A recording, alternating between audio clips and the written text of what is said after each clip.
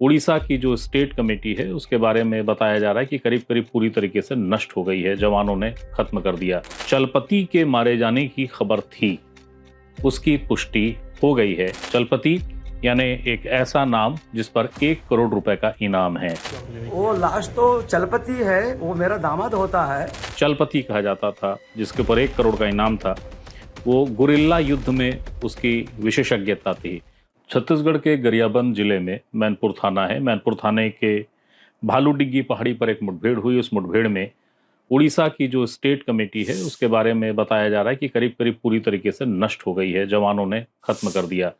16 नक्सलियों के शव बरामद हो चुके हैं। ये खबर सभी मीडिया माध्यमों में है, मैं वो बताने नहीं आया हूँ। मैं दरअसल आपको ये बताने आया हूँ कि इस मुठभेड़ में जिस टॉप माओइस्ट लीडर चलपति के मारे जाने की खबर थी, उसकी पुष्टि हो गई है। चलपति के जो ससुर हैं, यानी चलपति की पत्नी अरुणा, जो खुद नक्सली कमांडर हैं, जिनसे प्रेम विवाह चलपति ने किया था। चलपति और अरुणा के बीच में उम्र का जो अंतर है वो करीब 30 बरस का है। तो अरुणा के जो पिता हैं वो रायपुर पहुंचे और रायपुर पहुंचने के बाद उन्होंने पुष्टि की है कि ये जो शव है, ये शव टॉप माओइस्ट लीडर चलपति का है। चलपति यानी एक ऐसा नाम जिस पर 1 करोड़ रुपए का इनाम है। तो अरुणा के पिता लक्ष्मण राव पहुंचे और उन्होंने शव की शिनाख्त की और अब से कुछ देर बाद वो उसको लेकर जाएंगे। लक्ष्मण राव ने जो कुछ बताया है और जो कुछ कहा है वो यूं तो बहुत सरल सहज सामान्य सा लगता है, लेकिन वो सरल सहज सामान्य नहीं है। उनसे ये सवाल स्वाभाविक रूप से हुआ था कि जिस तरीके से आपकी बिटिया, आपके दामाद दोनों नक्सल मूवमेंट में हैं, क्यों नहीं आप लोगों ने कोशिश की कि वो वापस आ जाएं, और इस मूवमेंट को जिस तरीके से ख़त्म करने की सेंट्रल गवर्नमेंट ने एक तारीख, मियाद, सन तय किया हुआ है, इस पर वो क्या सोचते हैं, ये ख़त्म होगा नहीं होगा, और इसके पीछे कारण क्या मानते हैं, इसको लेके अरुणा के पिता ने यानी टॉप माओइस्ट लीडर चलपति के ससुर ने जो कुछ कहा है वो यहाँ है, उसको सुन लीजिए। क्या नाम है दादा आपका और कहाँ से आए हैं? मेरा नाम लक्ष्मण राव है, मैं आंध्र प्रदेश से आया हूँ। यहाँ क्यों आया आपने पूछा? क्यों आए हैं यहाँ? वो अखबार में थे, वो गरियाबंद में एक एनकाउंटर हुआ था, उसमें कम से कम 14 लोग लाश बरामद की गई है। मैं सुबह सुबह कल शाम को पलासा से गाड़ी पकड़ के दुर्ग का एक्सप्रेस पकड़ के आज सुबह यहाँ उतरा था। उतरने से भी जहाँ एक दैनिक भास्कर डेली वो है ना न्यूज़पेपर, वो पढ़ा। वो पढ़ने से मेरे को ये मालूम पड़ा है कि लाशें यहीं हैं। मैं सोचा पहले गरियाबंद तक जाना पड़ेगा बोल के सोचा मैंने, यहीं है। यहीं आने से मैं सुबह सुबह इधर आ गया। मैं किससे बोलना, किससे पता करना, हमको क्या पता है? तो कोई ऑफिसर का उससे भी हमको मालूम नहीं है ना। हम यहाँ आके इंतजार कर रहे हैं, अभी बंदोबस्त कर रहे हैं, साहब दे देंगे। किनकी लाश को आप ले? वो लाश तो चलपति है, वो मेरा दामाद होता है। ओके। तो आपको पता था कि जो चलपति हैं वो कहाँ काम करते हैं, क्या काम करते हैं, ऐसा कुछ? पता तो किससे होता है? आप जैसे पत्रिकाओं से होता है, अपन को पता है। आप जैसा लिखते हैं, आप जैसा फोटो छापते हैं, वही देखकर हम पता कर सकता है। हम थोड़ी जंगल में जा सकते हैं, नहीं है। कभी वो घर आने की कोशिश की नहीं या सर, फिर नहीं आपने सर, कभी उनको नहीं बुलाने सर, की कोशिश नहीं की सर, कि आइए घर? नहीं, एक बार भी। अरे तो उनका चित्तूर में है, चित्तूर जिले का है। वो यहाँ जंगलों में काम करते हैं। मेरा बेटी भी इसमें काम कर रही है, किसको पता है? मालूम नहीं मेरे को। तो और क्या जानते हैं चलपति के बारे में आप? और कैसे पता चला? कभी भनक भी नहीं लगी? नहीं ना, शक नहीं है। वो चलपति तो आपके बेटी भी नक्सली में काम कर रहे हैं? काम कर रही है सर, काम कर रही है। हाँ। वो अखबार में ये लिखा है कि मेरा बेटी भी चलपति और उसका वाइफ भी अमर हो चुके बोल के लिखा है। वो पढ़ रहा है। मैं डर गया, डरते मैं इधर भाग के आ गया। मैं तो यहाँ का नहीं हूँ, आंध्रा का हूँ। तो यहाँ आपको पता चला आपकी बेटी जो है वो अभी ठीक है या? नहीं पता चला, नहीं पता चला। अच्छा। लोग आप लोग साहब लोग तो फोटो बताइए। वो फोटो में तो मेरे बेटी का नहीं है। अच्छा। अब मैंने एक सिर्फ चलपति का फोटो को पहचाना। अच्छा, मतलब बेटी अभी है जंगल ही में? हो सकती है। ये जिस प्रकार से जो भी जी? जो जिस प्रकार से मुठभेड़ हुई जिसमें ये जो खत्म हो गई, किस तरह से इस चीज़ को देखते हैं आप? और एक स्टेट का है, राज का है, राज चलता है। मैं ये सोच रहा हूँ कि राज वो जो क्वेश्चन करने वालों को दबा दो, यही हो रहा है।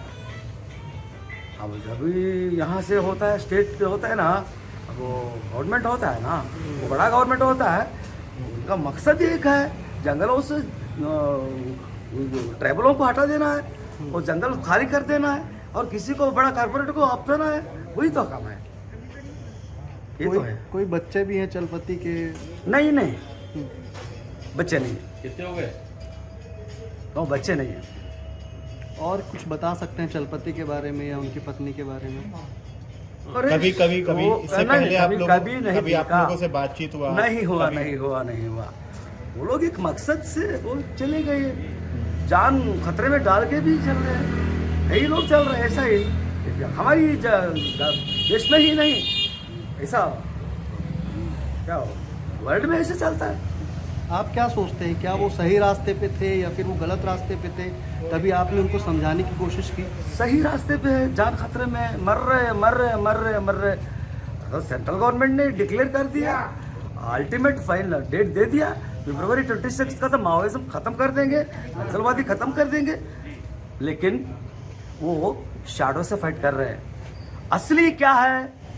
असली मुद्दा ये है कि बेरोजगारी है, महंगाई है, अविनीति, द करप्शन है, उस पर लड़ना है। उसके खिलाफ जो भी बोलता है ना, उसके से खत्म कर दे रहा है। ये तो हो रहा है मेरा ख्याल में। मैं बहुत छोटा हूँ, राजनीति में मैं बात नहीं कर सकता हूँ, मैं बहुत छोटा हूँ बस। ओके, नाम बता दीजिएगा अपना। मेरा तो लक्ष्मण है। कहाँ से आए अभी आप? आंध्र प्रदेश से है। आंध्र प्रदेश में कहाँ से, किस जगह से, कौन से जिले? विशाखा जिले। तो टॉप माओइस्ट लीडर जिस पर 1 करोड़ का इनाम है, उस चलपति के ससुर को अभी आप सुन रहे थे, जिनका नाम है लक्ष्मण राव। इनकी अपनी बिटिया अरुणा, वो खुद नक्सली कमांडर है और चलपति की पत्नी है। लक्ष्मण राव जो बता रहे थे वो ये बता रहे थे कि जो मूवमेंट चल रहा है, यानी नक्सल आंदोलन, जिसे नक्सल उग्रवाद भी कहा जाता है, जो हिंसक है, उसको लेकर वो अपना नज़रिया बता रहे थे। एक वर्ग ऐसा मान सकता है कि ये तो नक्सली विचारधारा को ही बता रहे हैं, लेकिन अगर फिर भी उनकी बात को सुना जाए तो उनकी एक बात ध्यान खींचती है। जब उनसे ये सवाल हुआ कि सरकार ने तो कहा है नक्सलवाद खत्म होगा, तो उन्होंने कहा हाँ, सरकार ने तारीख समय सब दे दिया है, लेकिन दरअसल वो शैडो यानी परछाई से लड़ रहे हैं। लक्ष्मण राव ने ये कहा कि जो मूल मुद्दा है वो बेरोजगारी जैसे कई विषय हैं, उन विषयों का जब भी बात छेड़ी जाएगी तो सरकार को तकलीफ हो जाती है। उन्होंने एक बार भी ये नहीं कहा है कि जिस तरीके का नक्सल आंदोलन जो कि दिशा भटक चुका है, हिंसक हो चुका है, उसको लेकर उन्हें कोई परहेज है, गुरेज है। उन्होंने ऐसी कोई अभिव्यक्ति नहीं की है। लक्ष्मण राव ने कहा है कि जंगल को हटाओ, जंगल को ख़त्म करो, आदिवासी को हटाओ, उद्योगपति को लाओ, यही स्ट्रेटजी है और यही स्ट्रेटजी चल रही है और उसके खिलाफ लड़ाई है।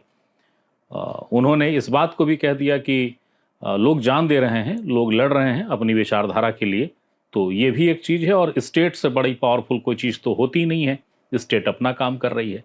और ये बात उन्होंने जिस अंदाज में कही है कि शैडो से लड़ाई हो रही है, ये एक गंभीर बात है। अभी तक की हमारी जानकारी में अरुणा के पिता, जिनसे अभी आप जिनकी बात सुन रहे थे, लक्ष्मण राव, उनके खिलाफ कोई मामला या नक्सल मूवमेंट से जुड़े होने का कोई संदर्भ प्रसंग नहीं है। ये अपने दामाद के शव को लेने आए थे और अब से कुछ देर बाद जैसी सूचना वो शव को लेकर चले जाएंगे। अब कुछ बातें चलपति के बारे में और अरुणा के बारे में भी जान लीजिए। जयराम रेड्डी, ये मूलतः नाम था उस व्यक्ति का जिसके ऊपर इनाम था 1 करोड़। नक्सलियों का शीर्षस्थ नेताओं में से एक चलपति, उसका मूल नाम जयराम रेड्डी जरूर था, लेकिन और भी कई उपनाम थे, मसलन रामचंद्र, अप्पा राव, रामू, इस तरीके के नाम, लेकिन उसका सबसे चर्चित नाम जो था वो था चलपति। अगर मीडिया रिपोर्ट को देखें तो कुछ रिपोर्ट कहती हैं कि उड़ीसा का प्रभारी था, कुछ अन्य रिपोर्ट कहती हैं कि वो किसी एक राज्य का प्रभारी नहीं था, बल्कि समूचे उस इलाके में जहाँ पे नक्सल मूवमेंट है उनको वो कमांड करता था और उसी की मौत हुई है। आंध्र प्रदेश का जो एक इलाका है चित्तूर, वहाँ का रहने वाला था, मदनपल्ले नाम है आंध्र प्रदेश का वो गांव, मदनपल्ले चित्तूर जिले का। उसकी उम्र करीब 60 वर्ष थी जबकि उसकी मौत हुई है। उसका शव अभी मर्चुरी में रखा हुआ है और 10वीं की पढ़ाई करने के बाद वो माओइस्ट आंदोलन में शामिल हो गया था तब, जबकि ये उतना हिंसक नहीं हुआ था। और उसके बाद क्रमशः करते हुए अलग अलग जो नक्सलियों के रैंक होते हैं उन रैंक के बाद अब वो सेंट्रल कमेटी मेंबर हो चुका था, यानी सर्वोच्च वो कमेटी जो सब कुछ नीतियों को निर्धारित करती है, कब क्या कैसे करना है, इनका जो सर्वोच्च अधिकारिता वाली कमेटी है उसको कहते हैं सीसी, सेंट्रल कमेटी। तो सेंट्रल कमेटी का मेंबर हो चुके थे। मीडिया रिपोर्ट्स और कुछ पुलिस सूत्र से मिली जानकारी ये कहती है कि जो जयराम रेड्डी, जिसे चलपति कहा जाता था, जिसके ऊपर 1 करोड़ का इनाम था, वो गुरिल्ला युद्ध में उसकी विशेषज्ञता थी। वो इस पूरे गुरिल्ला युद्ध की तकनीकों का अध्ययन भी करता था और उसका कंप्लायंस भी कराता था और बस्तर से लेकर उड़ीसा के कई बहुत महत्वपूर्ण हमले या रणनीति रूप से जहाँ पे नक्सलवादी सफल हो गए उसके पीछे चलपति की अहम भूमिका बताई जाती रही है।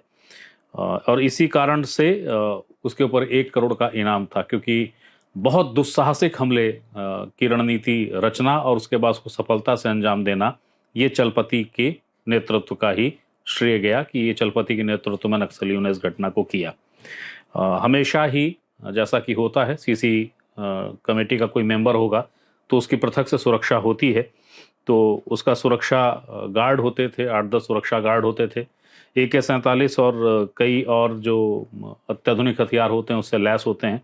और इन सब की मौत हो चुकी है उस मुठभेड़ में, जिसको भालू डिग्गी पहाड़ी पर हुई मुठभेड़ कहा जाता है। छत्तीसगढ़ के गरियाबंद जिले के मैनपुर थाने में मुठभेड़ हुई थी। अब जहाँ तक बात अरुणा की है, और अरुणा और इस सेंट्रल कमेटी मेंबर की जो बातचीत होती है या जो खबरें आती हैं कि जयराम रेड्डी और अरुणा के बीच के संबंध, वो भी बड़े दिलचस्प हैं, वो भी आपको बता देता हूँ। चलपति का नक्सलियों के हिंसक आंदोलन में जो उसकी भूमिका रही है वो बीते 30 सालों से सक्रिय रहा है, लेकिन चलपति की कोई भी तस्वीर सुरक्षा बलों के पास नहीं थी, सिर्फ नाम था चलपति, वो भी अलग अलग उपनामों के साथ। तो रामचंद्र रेड्डी और चलपति की कोई तस्वीर न होना और हर बार नाम आना, ये भी एक चुनौती था सुरक्षा बलों के लिए कि कभी तो कोई तस्वीर मिले, कभी तो उसकी पहचान की कोई बात आए सामने जिससे उसकी पहचान हो सके।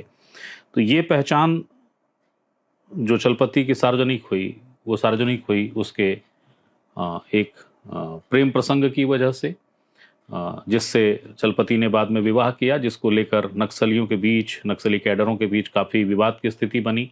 उसको लेकर चलपति को डिमोट कर दिया गया नक्सली संगठन से, लेकिन बाद में विवाह को भी स्वीकार किया गया और उसको उसका ओहदा लौटा दिया गया। चलपति ने अपने से 37 साल छोटी एक माओवादी लड़की थी अरुणा, उससे प्रेम प्रसंग हुआ चलपति का और चलपति ने उससे शादी की। जो सूचनाएं हैं वो कहती हैं कि 2014 में ये विवाह हुआ था, कुछ सूचनाएं कहती नहीं उसके पहले विवाह हुआ था। प्रेम प्रसंग चल रहा था और प्रेम प्रसंग के बाद चलपति और अरुणा ने जब विवाह किया तो इससे माओवादी संगठन नाराज हुए और उसके बाद चलपति को डिमोट कर दिया गया।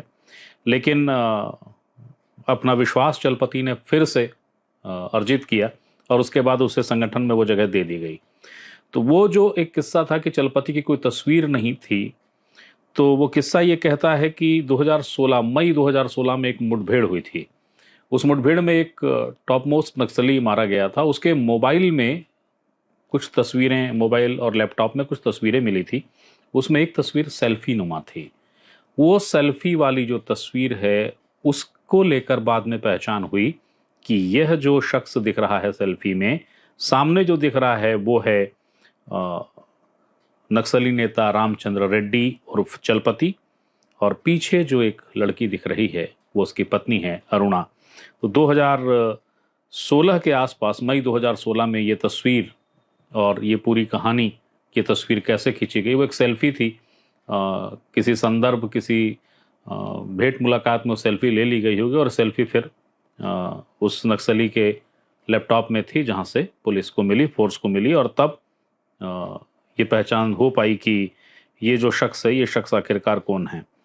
पुलिस के कुछ सोर्स ये बताते हैं कि ये जो नक्सली था चलपति, इसे स्मार्ट गैजेट्स का बहुत शौक था और स्मार्ट गैजेट के शौक से ही वो सेल्फी ली गई होगी, जिस सेल्फी ने चलपति का चेहरा अनावृत कर दिया, बता दिया कि चलपति कौन है। तो चलपति अब, जैसा मैंने पहले बताया कि चलपति को लेकर अलग अलग खबरें हैं। ये स्थापित सत्य है कि 30 साल से वो नक्सलियों के हिंसक आंदोलन का अहम रणनीतिकार था। ये स्थापित सत्य है कि बस्तर, आंध्र प्रदेश, बस्तर और उड़ीसा, यानी आंध्र प्रदेश, छत्तीसगढ़, उड़ीसा, अगर उसे ऐसे कहें तो ज़्यादा बेहतर होगा, तीनों ही जगह पे समान रूप से सक्रिय था। ओहदे में वो सेंट्रल कमेटी मेंबर था और ऐसा लग रहा है कि उड़ीसा की जो स्टेट कमेटी है उसका विशेष तौर पे प्रभार था, क्योंकि उसके कई दुस्साहसिक घटनाएं उसने उड़ीसा में भी की थी। तो अब जो घटनाक्रम है वो ये कहता है कि छत्तीसगढ़ में जो एक बड़ी मुठभेड़ हुई गरियाबंद में 19 फरवरी को, जो बहुत लंबे समय तक चली, जवानों ने 56-58 घंटे तक घेर रखा था, जिसके बाद ये माना जा रहा है कि उड़ीसा की स्टेट कमेटी पूरी तरीके से साफ हो गई, उसमें चलपति की मौत हो गई है और उसकी पहचान सुनिश्चित हो गई है। पहचान सुनिश्चित करने वाले कोई और नहीं हैं, वो चलपति की प्रेमिका, जो कि पत्नी हो चुकी हैं, अरुणा, जो कि खुद नक्सली हैं, उनके पिता लक्ष्मण राव ने की है। लक्ष्मण राव की बातचीत आप सुन चुके हैं। लक्ष्मण राव की बातचीत यदि एक विचारधारा के दृष्टिकोण से उसी तरफ खड़े रह के देखा जाए तो लगेगा कि ये भी वामपंथी विचारधारा के दृढ़ी हैं, लेकिन अगर तटस्थ होकर देखें तो भी उसमें कुछ बातें हैं। और विचारधारा होती है, उसे अगर अभिव्यक्ति शब्दों में हो रही है तो उसे सुना जाना चाहिए। और इसीलिए लक्ष्मण राव जो कह रहे हैं, जिस तरीके से उन्होंने कहा कि तारीख, समय दे दिया गया है कि नक्सलवाद खत्म हो जाएगा, मगर नक्सलवाद खत्म करने के पीछे जो सैन्य रणनीति है उसके पीछे उद्देश्य है कि आदिवासियों को हटा दो, जंगल को खत्म करके उद्योगपतियों को दे दो। और मैं फिर बता दूं, उनकी पूरी बातचीत में कहीं पर भी इस बात को लेकर कोई शोक, कोई उद्विग्नता नहीं थी कि उनका दामाद या उनकी बिटिया किसी हिंसक आंदोलन में है। एक ऐसा हिंसक आंदोलन जिसे सरकार ये मानती है कि ये देश के दुश्मन हैं, उस आंदोलन में ये जुड़े हुए हैं, वो उसे बिल्कुल सहज सामान्य रूप से मानते हैं और ये बता रहे हैं कि पूरे विश्व में ऐसी चीज़ें होती रही हैं, होती रहेंगी। और ये भी कि जिस तरीके से सरकार कह रही है कि नक्सलवाद समाप्त होगा, तो दरअसल वो एक छाया की बात कर रहे हैं, मूल विषय कुछ और हैं। वो बेरोजगारी और उस तरह की तमाम चीज़ें हैं जिनसे देश में बार बार आवाज़ उठती रही है। तो चलपति को लेकर एक सूचना, एक अहम जानकारी, क्योंकि पुलिस छत्तीसगढ़ की मौन थी, करीब करीब तय हो चुका था, सारी औपचारिकताएं आ चुकी थी, तेलंगाना ने कन्फर्म कर दिया था, अन्य स्रोतों से कन्फर्म हो गया था कि हाँ ये चलपति ही है, central committee member, Orissa state का विशेष प्रभार जिसके पास था। लेकिन उसके बावजूद पुलिस खामोश थी, क्योंकि अन्य औपचारिकता, जिसमें एक ये अहम औपचारिकता थी कि चलपति का कोई परिजन आकर इस बात को स्वीकार ले कि हाँ ये चलपति है, तो वो औपचारिकता भी आज पूरी हो गई है। चलपति के ससुर ने स्वीकार लिया है कि यह जो बॉडी है, यह जो शव है, वो चलपति का ही है। तो एक सूचना थी, एक जानकारी थी जो आपको देनी जरूरी थी, क्योंकि हर सूचना और हर जानकारी पे अधिकार सिर्फ आपका है, मैं सिर्फ माध्यम हूँ। फिर कोई सूचना आती है, फिर कोई जानकारी होती है, वो देने आपके सामने फिर हाजिर होऊंगा। तब तक के लिए प्रणाम।